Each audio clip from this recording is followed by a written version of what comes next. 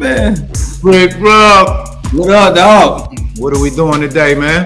Man, we talking to one of our OGs, bro. The Like, OG, man. Man, I know this man since I was 14, 15, somewhere in there. Like, really one of the first people that got me reaching other people. You know what I mean? I was rapping to the niggas in my neighborhood. I met this nigga. I started rapping to motherfuckers. I started reaching out. You know what I'm saying? Like, Yeah, because you came up from the 102 battle rap stuff, right? definitely. That's where I started at. Like, I literally was trying to figure out how can I get heard. And I started hearing that shit on the radio and said, boy, I need to call in. And I got with a couple other dudes like Kyle Santillion was on there for a little bit. Big Lip Bandit was on there for a little bit. When I got with this dude right here, ooh, we ran for a couple years, boy. We went crazy. Yeah.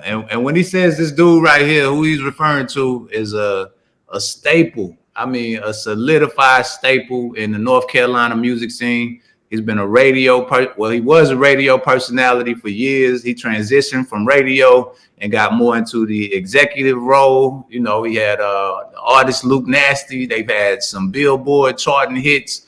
I mean, it's phenomenal to see the growth, man. And we are talking about none other than the good brother Waleed COYOTE.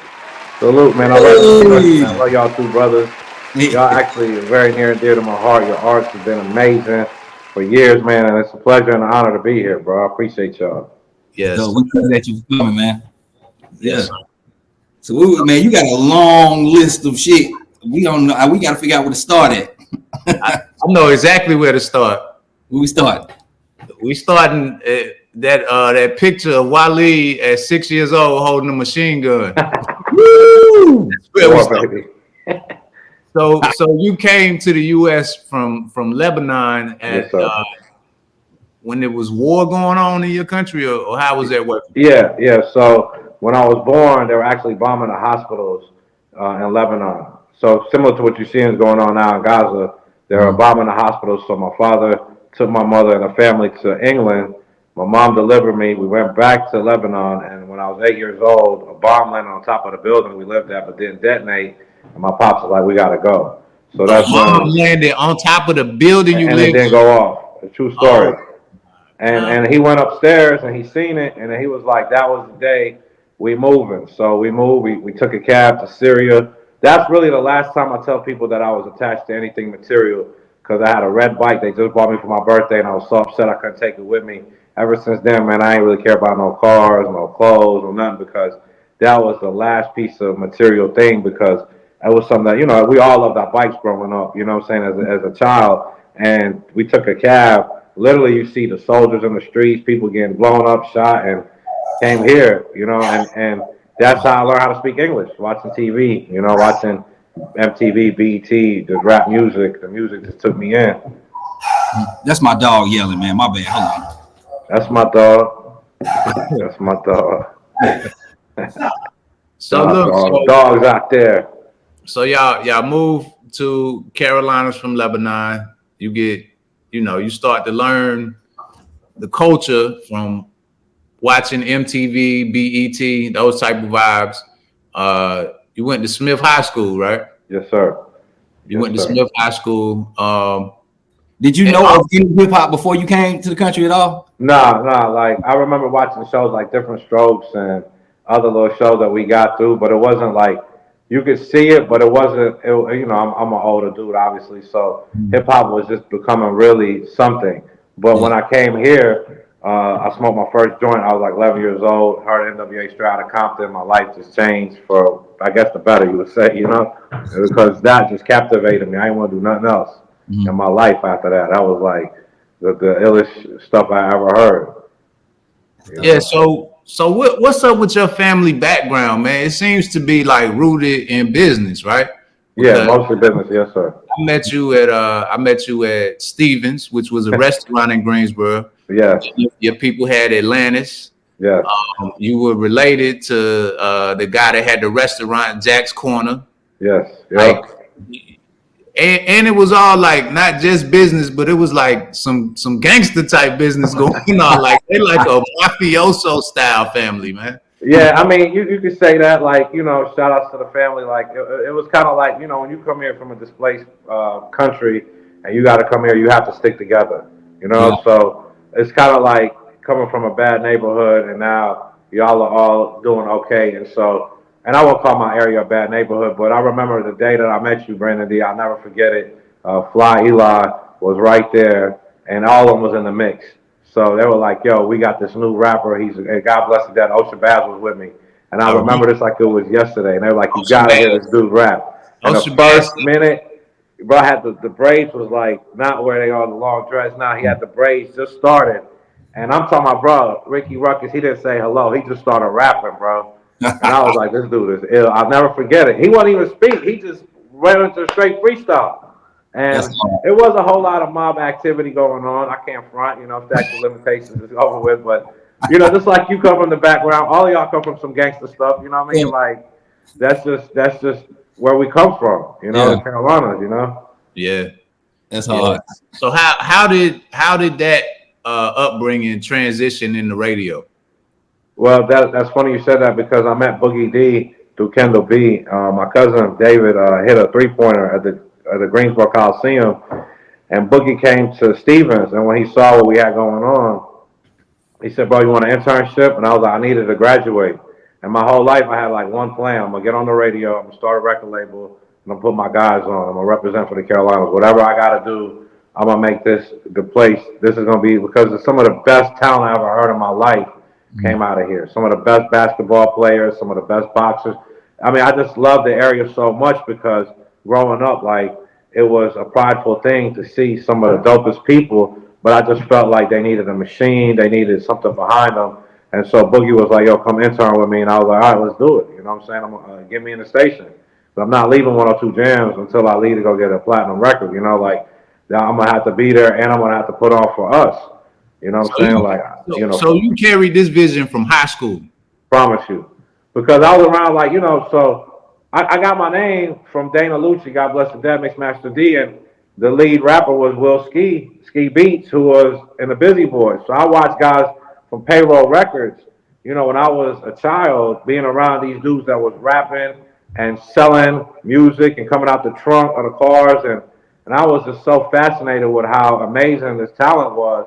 And I just felt like this is what I needed to do is to come here and build this. But I didn't have $1 billion. I didn't have millions of dollars. You know, my family didn't understand music. Understood business. They understood everything but music. So it Mm-hmm. wasn't like, here's 100 grand to go start the label, or here's 200 grand to go start. It was none of that. So we had to figure it out, you know? Mm-hmm. Yeah. Hey, so you said Dana Lucci gave you your name?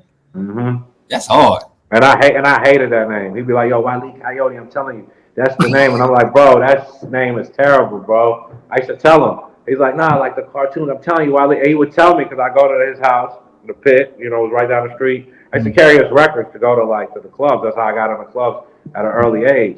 And Mm-hmm. so when I would go with Dana, he'd always be like, "Yo, this Waleed Coyote right here. This Waleed Coyote." So it just stuck. You know, nicknames, you can't give yourself a nickname. It just sticks Yeah, forever.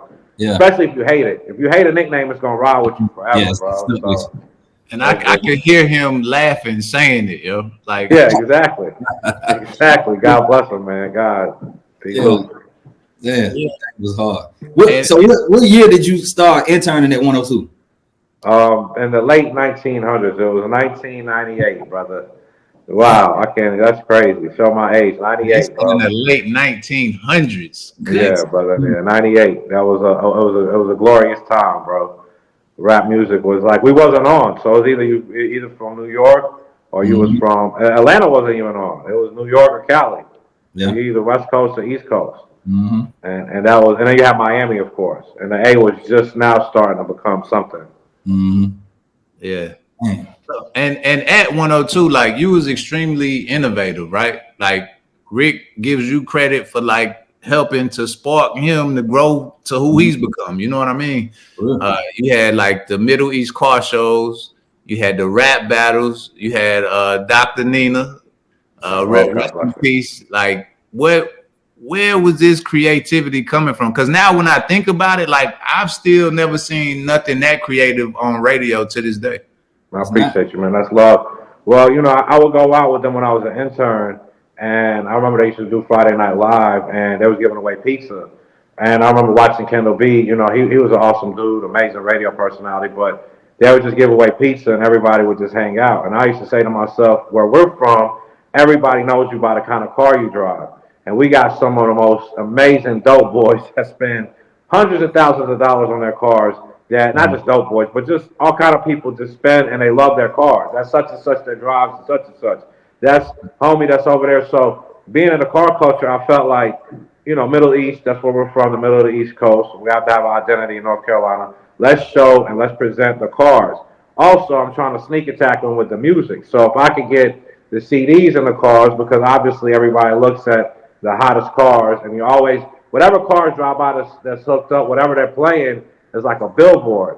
So let me sneak attack the music, right? Let me go ahead and steal that real quick. But then more so, let me show off this guy's whip who's worked all winter just to come out on a place that should be High Point Road that they drive up and down the street relentlessly and in Winston they go and they just ride around and they do these meetups. So let me just go ahead and highlight these dudes. Let's put them on the radio. Let's let them showcase, because it's all about empowering and building your community. If you build your community within, then you create an ecosystem, and now the pride is there. Once you have pride and the belief, then you can do whatever you want to do from that point on. So it's really, and I never drove a hooked up car in my life, but I always been around people who like, yo, that's this engine, and people used to come to me during the car show and tell me, yo, I put this in the car, and I would have no idea what they're talking about. It'd be like Mandarin. I'd be like, oh, word, yeah, Waleed, I did this.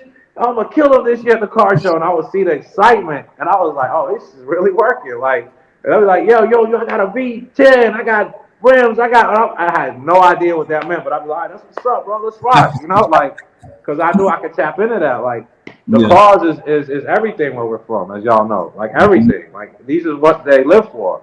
Yeah. So let's showcase everybody and their talents. You know, let's give them love, because a lot of people aren't recognizing that they spent 60 grand on an engine or on a themed car. They're not getting the love that they're supposed to. And I didn't expect it, to be honest with you, to blow up like it did, and it just got crazy. It was like a field of dreams. You know, they just came. That's all right. What year did you start the Middle East car show? 2003. 2003. You went too far. You came in as an intern in '98. This 5 years later. It's kind of a short time span to make something that was that big. Yeah, and because when I first got on, Brian Douglas, shout outs to Brian, you know, he made it real difficult for all of us, you know, because 102 Jams is so prestigious. We have such listenership, so we had to go hard on the radio. And so for me, it was like he put me in there on a trial position, and I was like, ain't nobody gonna get this. When I leave here, I'm gonna leave on my own. Like, you're not gonna just tell me I'm fired one day. And believe me, I thought I was fired a lot of days for the shenanigans, but I was really like, yo, I'm gonna try my best. Because and also I wanted to stay out of the street, because all my friends and colleagues was all super trapped out, super gangsters. So I figured that the radio was a safe haven for me too. I ain't gonna front. Like, I don't really, now I can talk about it because it's been years ago, but at the time it was like, it's a sensitive time. So I knew if I was gonna be out in the street, I was gonna get caught up in a lot of BS. So let me just live at the station as much as possible, and let me make this my home. So I'm not going to leave here. So I'm going to do everything under the sun to bring these numbers in. So you got to keep me here. Yeah. So that was the thinking. Man. So at some point you decided to shift that focus that was on the car shows and the cars. You decided to shift that focus into the artists, right? Right. And initially, I mean, I remember you having P. Wonder. You introduced a lot of people to Rico Barino. Mm-hmm. You had the 336 boys at one point, and eventually that turns into a DJ Luke Nasty. Correct. Correct. And Luke was in the 336 boys, and so that was a moment. Ghazi calls me one day in August and says, "Yo, I want you to come to San Fran. I'm going to create a position. I want you to come out here and help me with the label, help me with the distribution company." And I want you to, run the radio department and then help A&R. I said, all right, let's do it. And I didn't even think nothing about it. At the time, I reached a ceiling here. So I felt like I did everything under the sun except sell 1 million records and get these plaques up and really do what I set out to do. So it was a moment where Empire wasn't Empire. You know, when I told people I was leaving to go to Empire, they're like, what's that? What are you doing? Why are you leaving here? I sold the club that I had, which is Lucky 7, and I literally didn't even think twice. I said, bro, I'm there. I didn't even visit San Francisco. I didn't even visit his office. I said, let's do it. And then about a month later, so this happens in August, he calls me. A month later, DJ Earn plays Might Be on the radio. And when he plays Might Be on the radio, I'm confused because Luke had always told me, yo, he come bring me records, but then when he brings me the record, it's always like a verse and a hook, and it'd be so hot, and then he doesn't finish the song. True story. And then he'd laugh, he'd be like, all right, and then he'd dip. And he was like one of the only artists that I would really be like, bro, bring me some more music. Because he was in a group, so he would always do the group songs. So he wasn't like doing a whole record. So when Earn plays this record, was the first time I heard it. I was doing a 5 o'clock remix with him, and the phone line started going crazy. And he keeps saying, yo, this your boy Luke Nasty. And I'm like, what are you talking about? Because I heard the Might Be part. And I'm like, yo, this is a Gucci line. You know what I'm saying? Like, hold on, I might be. You know, I'm confused, right? Because then the phone line started going crazy for like an hour. Everybody was calling asking what this record was. I called Luke instantly, and I was like, bro, we got to do the solo deal. My life was going to change. And nobody knew I was going to Empire. At the time, I took Ghazi the Colonel Loud record with Rico and Dolph, God Bless the Dead. And that was a record that Ghazi just signed. And that was like one of the first records that was my project, The Empire, followed by Might Be, which was a record that I signed that I did a deal with Empire on. And life just took off, and it just happened so fast and so crazy because that was a moment like literally first time hearing it and seeing that the reaction was everything, you know what I'm saying? And that was it. Let's go. Let's run it, you know? What was your relationship with Ghazi before y'all started doing business? Ghazi and me are actually related. We're actually by blood. We come from the same, you know, our parents come from the same place. My father and his father come from the same place in Palestine.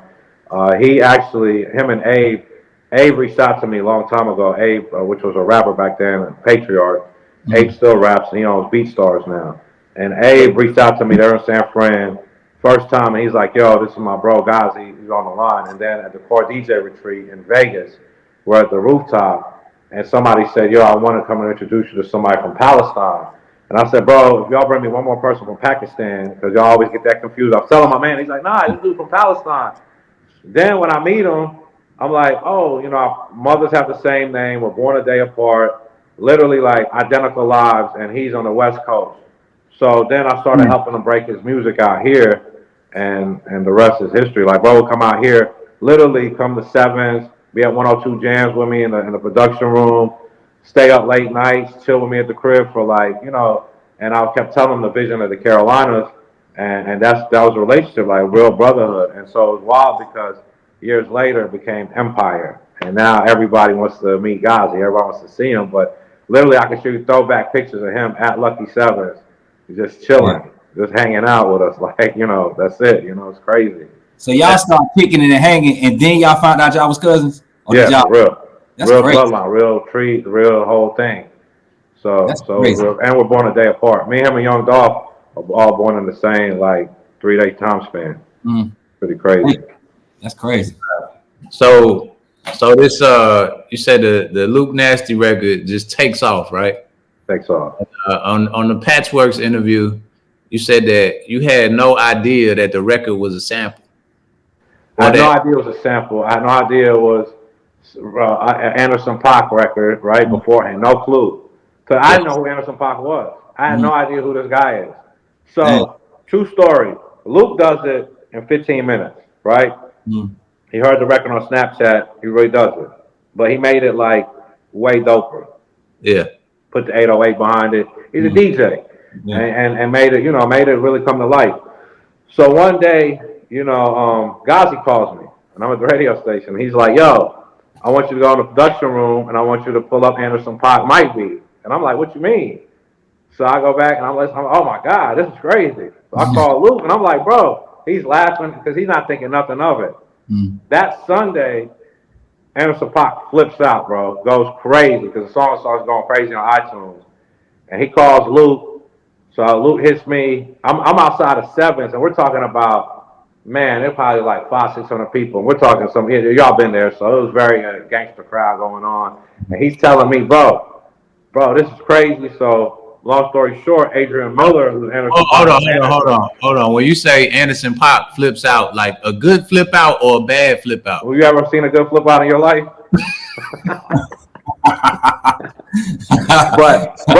but to shout outs to A1, Adrian Miller. When I went to Beverly Hills to meet Anderson Paak's label at the time, my man Adrian Miller, who I known for 20 years from Victor, HIP, because we used to go out to Cali and Carolina Connect. Victor's from here.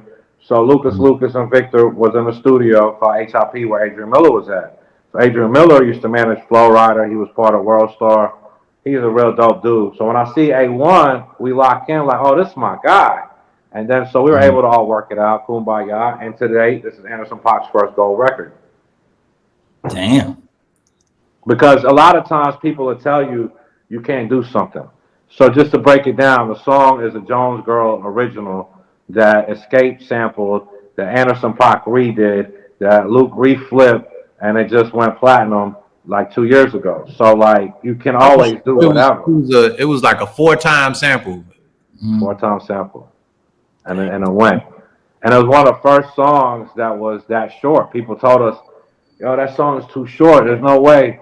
And as we see music get shorter and shorter because of attention spans, because of streaming, and now the average song time is what, 2 minutes, 15 seconds now. Whereas back then we was at 3 minutes and 30 seconds.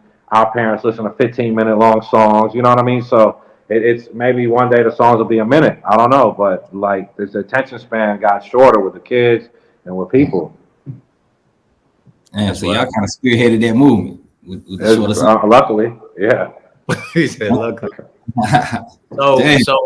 So back to Ghazi, right? Like, you know him closely. What is the skill set that he brought to the game that allowed Empire to grow explosively? Because you know, at one point it was reported that they had signed a $100 million deal, but like, what was the unique thing that he brought to the table that made Empire so valuable? Honesty and fairness and technology. Ghazi is a good person. I always speak highly of him because I know a lot of different types of people, but he's a guy that loves to see people get their fair shot. He loves to pay people on time. He loves to fight for the artist because he started out as an artist. He was an engineer. He comes from the struggle, right? And he stands up for what he believes in and what's right. And so he was always the kind of guy that loved to see somebody recoup. He wasn't the type of person to get off to be happy to rip nobody off. You know how you be around somebody and they're like, oh, I can't wait, or they get off on somebody. Bro always wanted to stand up for what's right and what's fair. Not saying he's a perfect individual, nobody is, but he was one of the first people to see these older rappers recoup. And he was one of the first people to put technology to where you could see your streams, your sales, you could figure out the business. You can figure out, like, he's not trying to put you in, or he doesn't like to own people. He likes to work with people, you know. And at the time, the music business was very set on, let me just buy you and make you need me until I don't need you no more. He partners with people, you know what I'm saying? And that's why his success level is high, because he truly, genuinely likes to see the right thing happen, and he likes to see people win. And that's important. And in the music business, prior to it being 50% of the marketplace, being independent meant that you was nothing at the time. Y'all remember the time you had to be on a major label. There's no way you could do anything and try to own your masters or own your publishing. Like the labels were only set up for them to own you, and bro, don't work like that. So that's one thing I can say about him for sure. No, that's crazy. So was Empire one of the first labels to set it up where you own your masters and publishing and shit like that? From what I've seen, yeah, absolutely. Damn. From what I've seen, yeah. And then he was like, for me, it wasn't gonna work. Like I wasn't gonna work in a major label situation back then. Obviously, that we rep in Palestine and Lebanon and the Middle East for whatever reason. You know, it's certain people that don't want to speak on certain things because they're afraid. I knew that for me, I had to be in a place where, like, you could control your own destiny. You know what I'm saying? You eat what you kill. Like, you literally could go out and make it happen. You know how many of us have heard stuff about the labels, man? The label did this label, and that usually comes after the artist is cold. No artist complains about the label when they're hot and they're making millions and they got all the girls and They got the videos and got the cars. They only complain when it's over. And now it's a wrap. And so that's big too, man. Your legacy is very important. You know what I'm saying? So he definitely was one of the first to allow the artists to be owners and partners, for sure. That's hard. That's crazy. So you said that the record blew up and you knew immediately that you had to hit the road, right? And Immediately. One of the first places you decided to go was Miami, and the next stop was LA. Yes. And y'all spent like a month in LA or something. Yes, sir. Like that. But like, so what's happening when you get to these cities? Like, what is Waleed putting together in these different cities that's helping make the record take off? DJs first. Since I'm a DJ, I'm gonna work my way into the marketplace because now I have a record. So radio is so important because I come from radio. So it's kind of like a secret society, sure. So I got DJ Nasty in Miami at 99 Jams, and then Papa Keith on the other station, right? And now we go see Papa Keith, and then we go see Nasty. Now we go hang out at the clubs. When a new artist comes and there's a wave, right? So once you catch that wave, you got to make sure that that wave turns into a tidal wave to a tsunami, because what ends up happening is like you have that small window, because hit records come very fast. And so at that time, you have to go to these cities. So the whole time I'm there, we're going to DJs first, media second, clubs third. And we're going to stay at these places till they know the song and they know who Luke Nasty is. They know others' records. They know at the time Empire wasn't Empire, so we're repping Empire. And we're working. We're outworking every single person because this moment may never happen again. And not only could it not happen again, is that this moment could disappear. And now I left radio. I sold my club. You know what I'm saying? I stopped doing what I was known for. So there's no plan B. I have no other choice but to go out here. So I'm going to California and I'm going to stay out here for a month. Why? Because those records take forever to get to California. But once you land in Cali and they start playing you in LA and they start playing you in San Francisco, these are the two hardest markets in the world to penetrate. California artists, I feel like, my heart goes out to them because they don't have 8 radio stations like we do in the Carolinas. They don't have A&T State University, WSSU. They don't have Central. They don't have places where the urban world is there and now all of a sudden you can break the record and now everybody knows you. Those places are a lot harder. So as soon as we crossed over into that, we're going to live there until everybody knows. We're going to do every show. We're going to meet every single media person, every celebrity, every star, because I remember going to Atlanta and watching promoters that I've known forever. This is when I first knew that this life was going to change, because promoters was running to Luke Nasty to get pictures with him. But they don't know Luke like we know Luke from the 336 Boys. They heard might be on the radio. And so they're excited to see him. And when I'm watching certain dudes that are big guys in the club at the time, that we had to pay a lot of money to get sections, going with their phone running, yo, this is Luke, I'm here with Luke Nasty. And I was used to be in the radio, everybody know Waleed Coyote. So I'm watching that. I say, okay, I can't lose this moment. And Luke, we're going to go and we're going to live in these places. We're going to live in the hotels. We're going to rent these cars. And we're not going to leave this place until every single person knows exactly who you are, so then we could get checks forever. Because then once we build the catalog up, then we could build off of that. And that was just the plan. So when we were moving around, that was it. Like every single place that we could be at, we're going to be at. All the who's here, we're going there. And then now I got Luke Nasty with me. Oh, he got the song Might Be played for them. Oh, okay, that's my shit. Come on. Now we're in the section. Yo, now all of a sudden we're here, So how was y'all bankrolling this at the time? Like, was Empire kicking in, or this was straight out of pocket? You and Luke? Everything out of pocket. Yeah. I turned down a very, very lucrative deal at Warner Brothers. My bank account was negative $2,500. I had 9 packs and a rented Airbnb. And I'm just on a prayer, dog. Like, please let this work. And I gotta send these packs back home. You know what I'm saying? I gotta send these packs back home, and I'm praying they land. This is, bro, when I tell you movie stuff, real movie stuff, like planes, trains, automobile, any single way. And I remember feeling so insane because I turned down this money because it didn't feel right. And again, Empire wasn't Empire. And I was like, man, like I could have literally went and said, all right, boom, we're going to do this big deal.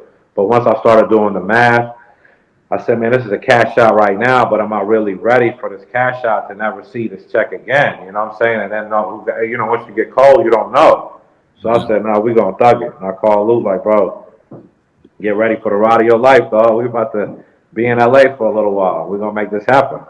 Did Luke know about the other deal? Say again? Did you tell Luke that you got the other deal on the table? Or you kind of course. No. I was always transparent with Luke.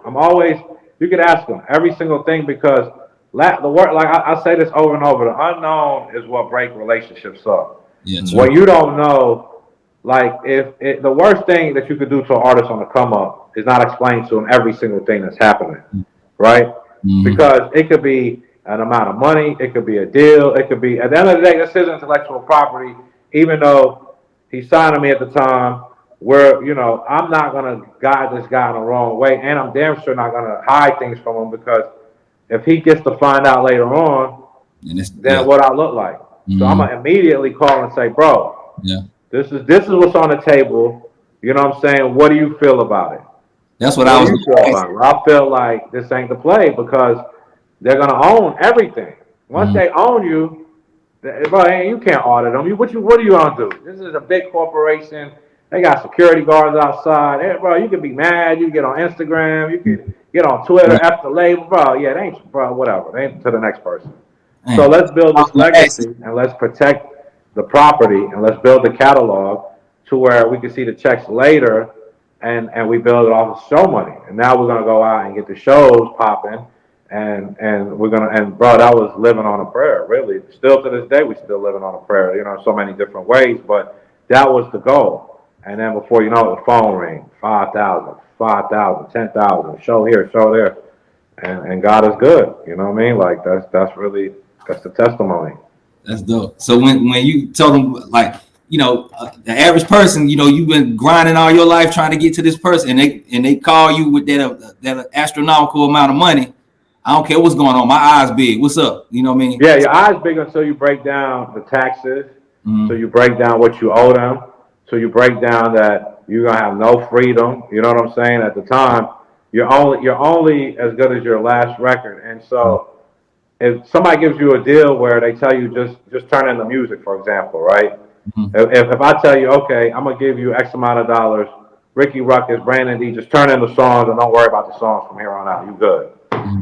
How do you know that this song is gonna get promoted correctly? How do you know what I'm going to pay for the song? How do you know how much am I going to charge you to now you owe the label $2 million? Mm-hmm. And now you're looking crazy because whatever you spent, come on, if you really never seen that kind of money and it comes to you, it's money destroys people. Look at the lottery winners. Mm-hmm. So if you have a large amount of money and you don't have a guarantee that it's coming back, it could really end up messing up the situation bad. Mm-hmm. So that was all in effect, and we were all growing. It happened so fast. Even though we've run it our whole life, it's happening so fast that if you make the wrong decision and you give up a certain thing, then how do you sit there and explain to your family in 2045, that, or 2035, excuse me, that now your song is gone viral or it's on TV and this on this car commercial. They just gave this person $1 million that owns your catalog. You didn't see $1. How bitter are you going to be then? How upset are you going to be then? Like how upset will you be to tell your son or your daughter that you're mad at life because they done took your song and ran with it, and you don't get to see $1 out of it? Nothing. And I don't want to be that person. I don't want to be bitter. When I grow older, bro, and as we get older, I want to be a happy person. I don't want to sit there and be mad at decisions that, man, and then blame other people because only if. When you have ownership, bro, you got strength. You got something to bargain with. And back then, they didn't give you collateral like they do now on your catalog. Now you could borrow against it. You could do different things. Back then, they just bought it, and that was it. Damn. Mm. So Mike B, y'all hit Billboard with Mike B, right?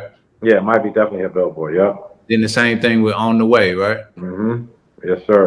How far was On the Way after Mike B? What was the time frame? On the Way was like probably while Mike B was going. On the Way, Luke recorded. We went to Jerry Wonder's studio and finished On the Way. And it was literally probably within a year. A year's time. And that shit went right back to back to back. damn. Back to back. It was a crazy time of life. Crazy time. So you had, you finally saw the fruition of the initial vision, right? Like, Yes. I'm gonna take an artist from North Carolina and we're gonna blow it, we're gonna reach the highest heights. And you did that, right? Yes, sir. But you also spoke about some of the lows. Like you mentioned having other artists and having people invest money in you and not be able to give them their investment back or a return on the investment, man. Talk about some of those situations. No, Lowe's is crazy, man. Like, a lot of times, man, it's not the timing. And anybody can attest. Sometimes the artist could be so talented, so amazing, to draw the best picture in the world, paint you the best canvas, but it's not the world's time. So that's a very hard pill to swallow. That if you go out and you spend 50 grand behind somebody, 100 grand behind them, and they don't get it, or the song doesn't connect, or now they're cursing you out because they're comparing themselves to Drake or to whoever's popping, and now they don't have what these people have. And a lot of times, again, I say this all the time. So you think about this, for example, so if I come to you and I say, yo, what's your label doing? They ain't doing what this guy's doing. You know what I'm saying? So, and for me, one of the biggest mistakes, and I would call it his best lesson, was I invested in certain people that wasn't from my area. So the respect level I don't feel was there, and I feel like now I'm so Carolina and so happy to be here, back here in the Carolinas to put on for what I started for. Because a lot of times, bro, if they don't really know you, or they don't know your path or your struggle or what you've done, the respect won't be there. And not everybody's gonna ride with you. Not everybody is your friend. Not everybody. Sometimes money is an enemy. We've all dated women that as soon as you start spending money on them, turn against you sometimes. You know what I'm saying? You've all been there where it's like this person loves you, and then you take them in, and then you start to spend money on them, and you start to guide them the right way. They get a little success, and now instead of saying thank you, it's F you. And that's a hard pill to swallow. That's a big low. You know what I mean? That was a huge low for me. And it'll make you go crazy sometimes. It'll give you some real mental anguish and some wild things, but all it did for me was build me up to be stronger, to realize, okay, these are like the 12 steps of death. Like when people die, you get to see denial first, and then it's grief, and then it's the same thing, kind of like when your song starts blowing up. People are so excited that they can't believe it. Then it comes to like they become low. And one of the things that I had to do was get away from the I don't do that no more. Because you mad at me, I'm gonna be mad at you. I'm gonna understand why you're mad at me, and that's it. You feel me? Like, that's it. That's so cool. You saying like in some of these different areas you was going to, you was like rocking with the artists out there and putting money into them and different stuff like that, but you would prefer to continue to do that for North Carolina. North Carolina all day, every day, and nothing against nobody else outside of the marketplace. I had real good success with I Bet You Won't record. That was an amazing song. Amos took the record. You put that record out with the dude dancing. I bet you. Yeah, and it's still to this day, it still goes crazy. So I heard that record. That record was 3 years old. I signed the record, and then I took it to EXEC, which was it was one of the biggest Japanese labels. And yeah, that's who Tigo was signed with, right? Yep, exactly. Because Al Lindstrom sent Danny C, who was my dude at the time too, the Tigo B, boom, Tigo goes. Then they signed I Bet You Won't record, and they signed that through me. You know what I'm saying? And that was a ride. That was a whole other chapter. That's a whole other movie, but that was a good one. And Baton Rouge has some amazing artists, man. Shout outs to Level, shout outs to Mouse, shout outs to Famous Amos, iPod. That was a great. It was a great experience. Damn. That's all. You got some plaques on the wall. Yeah, I got a few plaques up here, yes, sir. Yeah, we got a few plaques. We got a few plaques. Yeah. Woo. Oh, one thing I wanted to ask you. So you said that that when you was moving around to the labels, this is prior to the Empire situation, when you rocking with different artists, you going to the labels and you showing them the numbers. And you said that having 100,000 views in North Carolina is equivalent to having like 10 million views in New York. Break it down for me, man. So you gotta think about it. Where we come from, well, a lot of artists have broken that since then. But you gotta remember, at the time span, to have 100,000 views in NC at the time,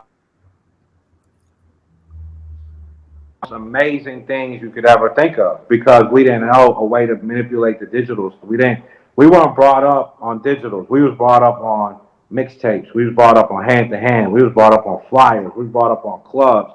So at the time, if you dropped a record on YouTube and it did 100,000, you're platinum in the streets, because nobody's doing them kind of numbers. Nobody knew playlisting. Nobody knew how to hire somebody to get the ads. We weren't hip to none of that. We was hip to, like, bro, you was outside selling your CD. You was, for sure, both of you. Walmart's, you're pulling up on people. You're not going to them, making them go to their phones. Yo, go to YouTube. You're going to give them the CD and they're giving you the money back. Yeah. You know what I'm saying? That's where we come from. That's the era that, if you can, like I was telling somebody the other day, the difference between us, and both of you guys are well traveled. Y'all been around the world. You've seen it so much, like I have. You can go, and not disrespecting no city or no town, but we go to a big city, and you can have a celebrity there play their music, and everybody in the club is dancing. They don't like the song, but they're dancing because it's a celebrity playing this song, right? Mm-hmm. But you come here and you play some whack music, they will bust you upside your head, try to kill the DJ, stab them, do everything they can, because they're serious about the music. Mm-hmm. Here is a very hard place to get a reaction, because we are authentic, we understand what we like, and that's why all the records blow in the Carolinas first. When you walk in the club here and you hear 10 new records that you ain't never heard before, but you see the crowd going crazy, 3 months later they start blowing up. Never fails. Yeah. We have some of the realest people here that dictate the market, right? Because they like what they like, and what they like are usually the biggest records. Same thing. So we, at the time, was flip phones and Facebook, right? Like, that was, you know what I'm saying? Like, you know how many people used to say, man, I don't do all that email stuff. That's OG people talk. Like, what you mean you don't do email stuff? Like, to this day, you still hear people tell you certain things that are hilarious, right? But back then, wasn't nobody on YouTube listening to YouTube music. Wasn't nobody scrolling down TikTok seeing what's hot. They wasn't on Apple Music. It was literally mixtapes, and that was it. He wasn't plugging in. So, yeah. So you go to New York City, you sit with an A&R, and he look at your numbers, he's laughing. I'm like, yo, bro, we got spins at 102, we got spins at Pound 98, we got spins. I'm showing him the spins. They tell me, listen, I'm going to get on the plane. I never forget, this dude told me in Epic one time. He said, bro, I'm going to get on the plane tomorrow, and I'm going to go find the hottest rapper in Atlanta, and I'm going to sign him, because that's all I care about. That's what he told me. Damn. So I spent my last getting there to have this meeting with Epic. I'm thinking we about to get the deal, you know, and that's just the worst feeling, bro. You go to New York and you think you about to come back home rich. You about to go see Jacob. You about to be iced out. Your dreams are coming true. You finally made it. And this mother effer looks at you and tells you the bad news. And he's bragging to you about how he's going to go to Atlanta, and he just signed this guy. And you like, man, now the anger settles in. Now the upsetness. Now I'm really pissed off now, because now I got to come back on this drive of shame to go through. Because on the way up to New York, you happy. You pass a Philly, DC, you're excited. On the way down, you like smoking, mad, upset, you know, because they're telling you real quiet in the car. Never gonna happen. That's bullshit too. Like, how, like, you know, people say you don't really have to leave, but at that time you kind of did, because you had people with that mindset. I'm gonna just go to Atlanta and sign. Like, bro, we got something. You riding past us. You riding through here to go get somebody.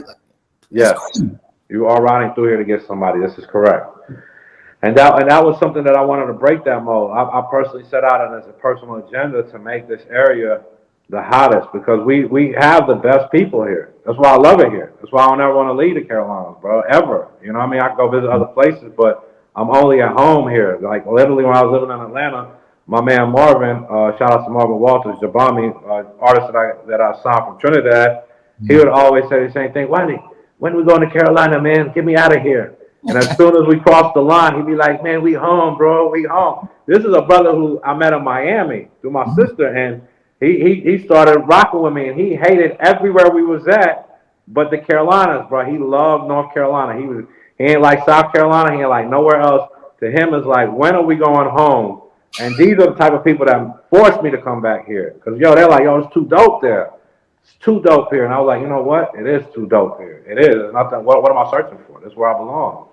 This is where I need to be. You know, and that's really like, again, brothers such as yourself that paved the way for these young artists today, you know, to your son, to all your futures.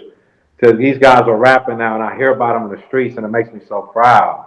You feel me? It makes me feel good when I hear about somebody speak about your son, or somebody's telling me about an artist from Winston or artist from Greensboro or High Point, and they actually love them, and they go in the club and they hear the records, and I'm like, wow, they really know the words. They really, like, this was the dream that we all had.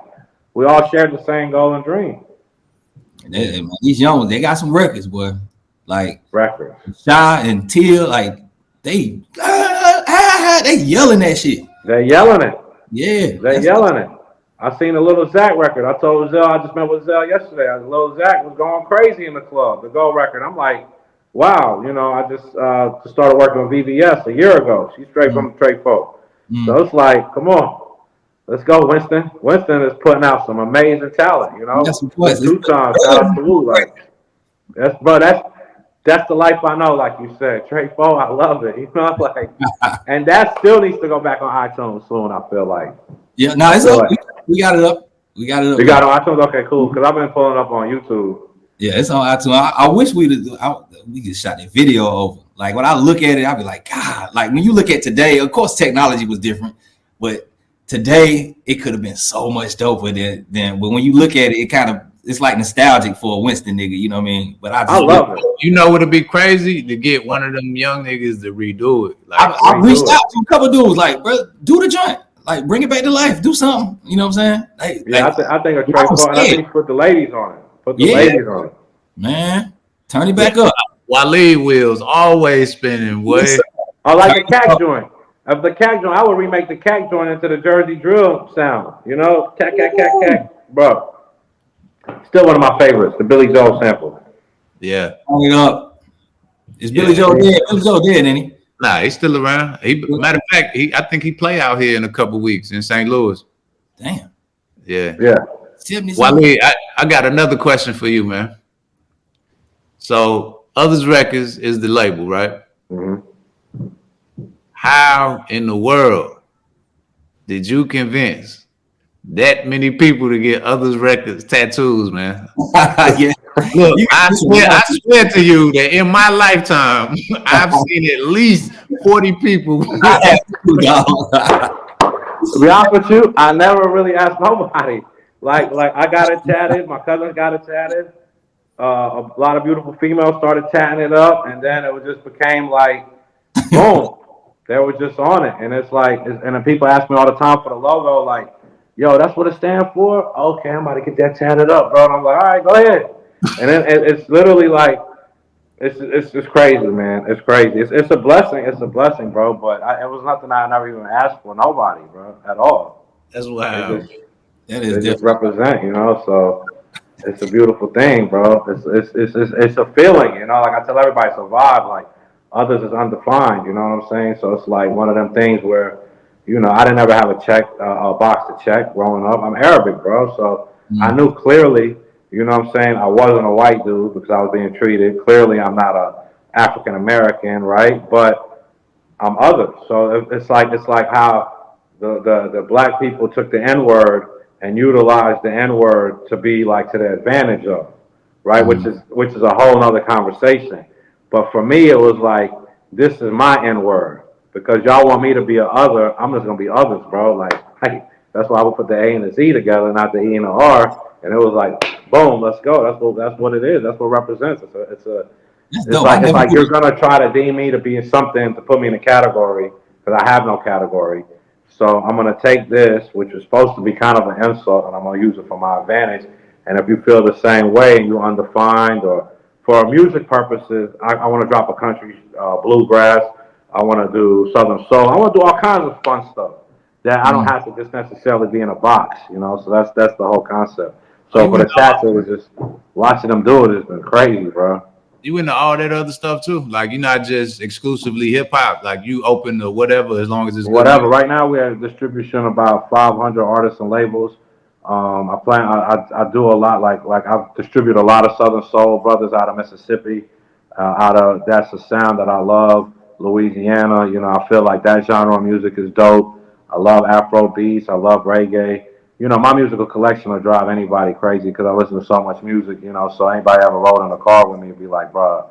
And then it comes from bruh to, yo, can you play that 80s song right there? Or can you play Tears for Fears real quick? Like I just love music so much that, you know, but of course hip hop overrides everything.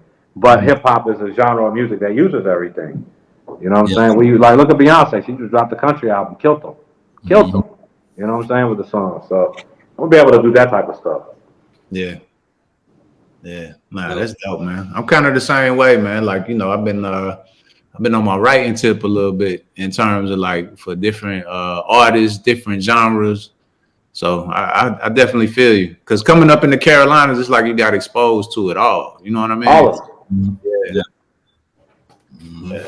And you know, in the Carolinas, we don't even have a Grammy chapter. You're right. Did y'all think about that?